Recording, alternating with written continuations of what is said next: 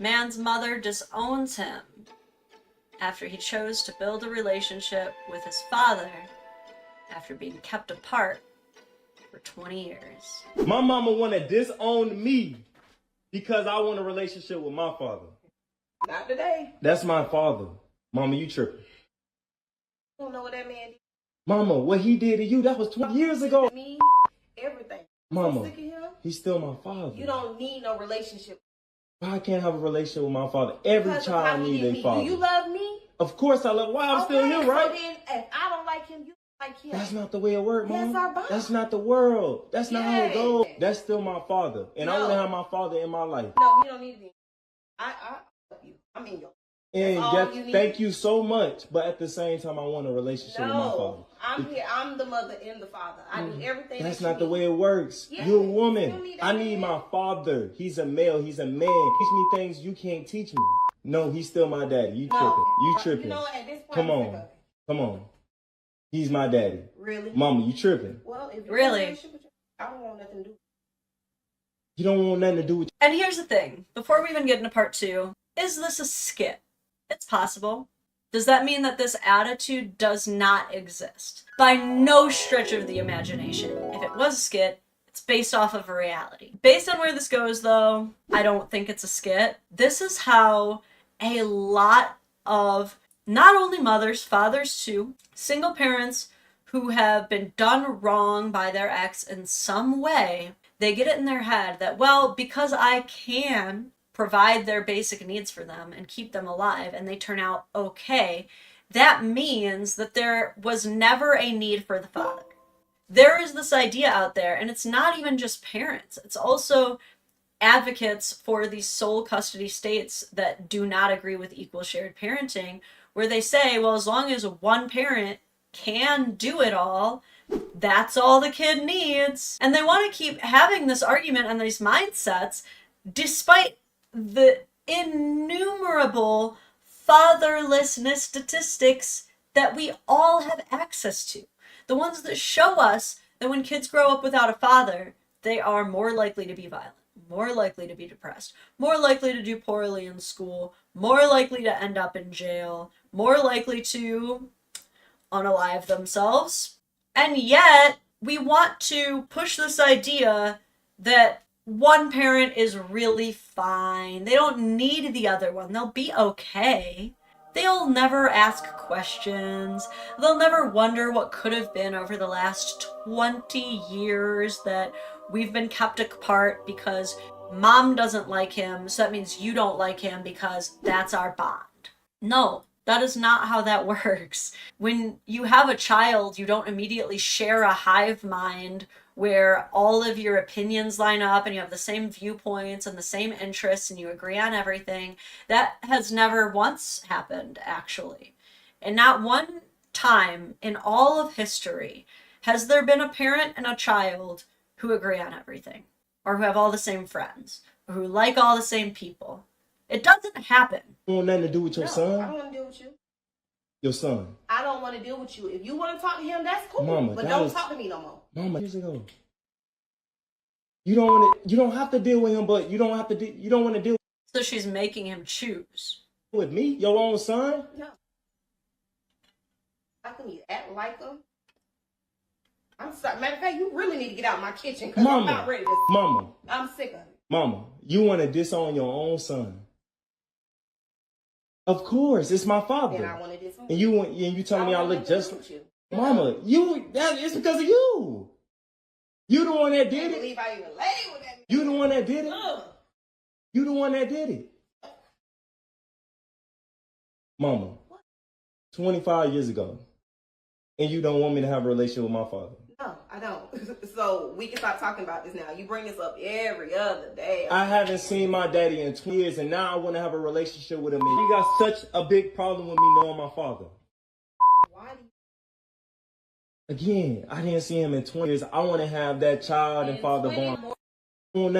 Why do you want to know where you came from? Why do you want to know the man that you, Mom, were so attracted to that you chose to procreate with him? You can't fathom why he might want to do that. The fact that she hates this man so much that her hatred of this man from 20 years ago is more important to her than her love for her son. She's gonna let this hate for whatever this man did to her 20 years ago continue to affect her relationship with her son to a point that she is destroying it. She can't see the forest for the trees. And now she's starting to already create cope. She's now starting to hate on her son's physical appearance. Are you serious? I cannot imagine what it must feel like knowing that my parent resents the way that I look because I resemble my other parent, the one that they chose for me. Where's the accountability? There's like no accountability here. It's almost like she's blaming him for the father she gave him. You cannot blame your child for wanting to know where they came from. That's crazy. And there's more to it. And 20 more years won't hurt. You don't need to know him. Nothing for you. I do everything. This comment says, you know, sometimes I wish people could choose who they have kids with. I sure wish I could have chose your baby father. If only. I got a... Okay, you my mama, but I got a son. Imagine if he didn't have his father in his life. No, that's not what grandma for. Grandma don't got everything. She's not Superman. As long as I'm living, I'm gonna keep you away from him. But at the same, what you mean by that?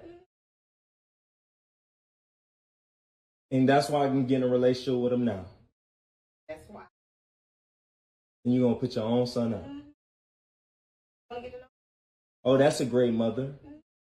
A mother that want to disown her child. A mother that's been doing everything. And I said thank you, and that's why I'm still here. And notice that she has not said anything about the reason that I want you to go over there is because you will be unsafe, because that man will not be able to provide for you, because you will be hurt, because he's involved with the wrong people. I've not heard anything like that. All I've heard is he did something I didn't like 20 years ago. We don't even know what it was, but if it was that serious, I think we would know what it was by now. Okay? And now she is absolutely shutting down, saying, I will never let it happen. I will always stand in the way for both you and your child. Both of you will suffer because I am so narcissistic that I honestly believe that I am all anyone needs ever for anything. And there is no reason that anyone should ever listen to anything besides what I want. It just doesn't make sense to me. That's what she's saying, essentially. And this just goes to show, we're not even done with the video yet, but this just goes to show that parental alienation can last past 18. A lot of people think once the child turns 18, everything will be better. They'll be out of that alienating parent's grasp. But people like this will use every emotional manipulation tactic in the book for as long as they can. When the child turns 18, it's still going to be, oh, so you're really going to move out and just leave me all alone here to take care of it all by myself? Oh, you're really just going to move out, leave your siblings here? Oh, you're really going to move out with your dad when you know how uncomfortable that makes me? They will use every tool they can to get under your skin. In her case, she doesn't have much. She really doesn't have much to work with, but she feels smug as shit about it anyway. Okay. And that's why I'm still. But why is that such a big deal when I want to know my father? I want to have him in my life. You'll understand. I'll understand later in life. No, that's not good. All right, and mama, I ain't you tripping, and you big tripping for that. If this man is so horrible that you spending time with him, you'll eventually learn, let him learn. You have to let your kids make mistakes. But here's the thing, is it's gonna always be worse never knowing than finally meeting this man giving him a chance, and then finding out he ain't shit. Because then you know, then you can sleep at night knowing for a fact that your biological father really was the piece of shit that you grew up hearing about this whole time. I think what she's really afraid of is that never happening. Well, boy, I'm gonna get to know. So essentially, mom ends up setting an ultimatum for possibly not only him, but possibly for his son as well. It sounds like he may be staying with the mom because she's saying, if you continue your relationship with your father, I will put you out.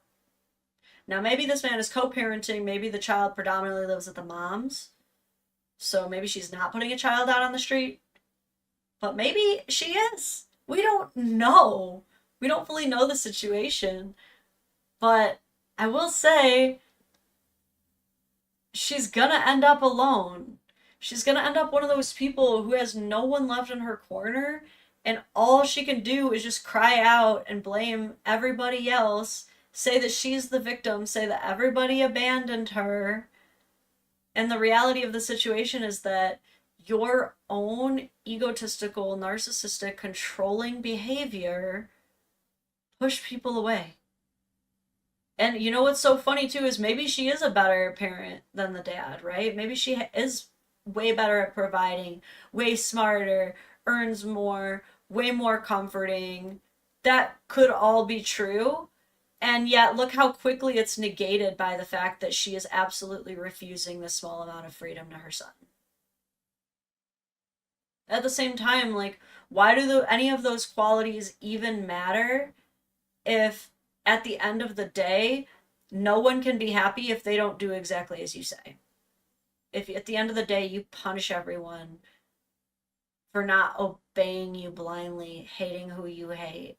Sounds more like she hates losing control more than she loves her kid. Or of him hearing the other side of the story she isn't proud of. Uh-oh. I think you might just be onto something.